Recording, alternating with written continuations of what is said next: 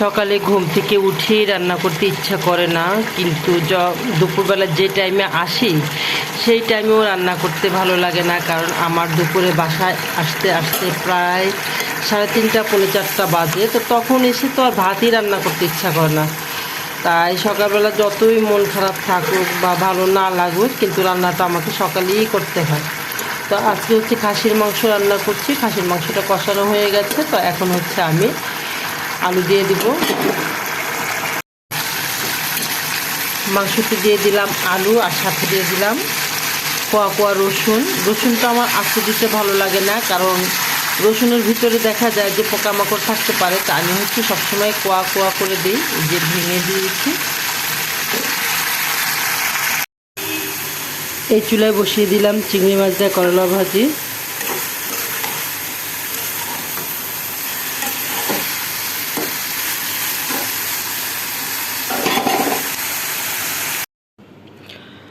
ঘর গুছানো থেকে শুরু করে তারপরে রান্না শেষ করে বিড়ালদের খাবার দিয়ে, এই তো আমার বিড়ালটা ঘুমিয়ে আছে।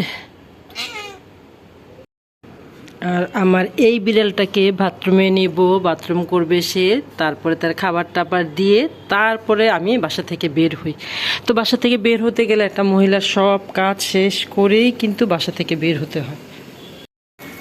তো মাংস রান্না প্রায় শেষ, আর আমি খাসির মাংসতে সবসময় হচ্ছে মেথি ব্যবহার করি।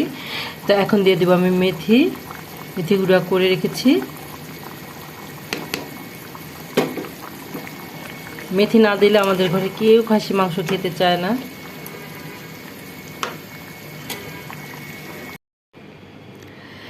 এই তো আমি রেডি হয়ে নিলাম, আর এখনই নাস্তা খেয়ে বের হয়ে যাব।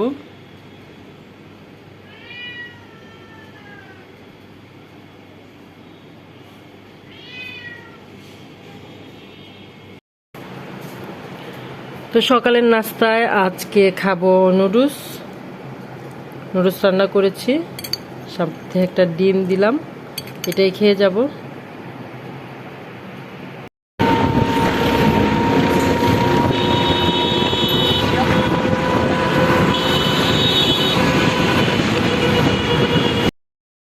চলে আসলাম স্কুলে, আর আজ হচ্ছে আমাদের প্রথম সেমিস্টারের খাতা দেখানো হবে, তাই একটু কাজ বেশি। তো কাজের ফাঁকেই হচ্ছে একটু চা খেয়ে নিচ্ছি, কারণ চা খেলে শরীরটা ভালো লাগে। তো বাসায় রওনা দিয়ে দিলাম, আর প্রচুর বৃষ্টি হচ্ছে। বৃষ্টিতে আবার রাস্তায় চলতে একটু ভয়ও লাগে, আর মেন রাস্তা দিয়ে চলতে তো আরও বেশি ভয় লাগে। তো যাই হোক, এই তো বাসায় চলে আসলাম, আর বাসায় এসেই হচ্ছে খাওয়া শুরু করে দিলাম। খাসির মাংস দিয়ে ভাত খাচ্ছি, করলা ভাজি নিলাম না, কারণ মাংসটা অনেক মজা হয়েছে। তো আমার যে তরকারিটা মজা হয় আমি এক তরকারি দিয়ে ভাত খাই। তো ভিডিওটা আর বড় করবো না, এখানেই শেষ করে দিচ্ছি। সবাই ভালো থাকবেন। আসসালামু আলাইকুম।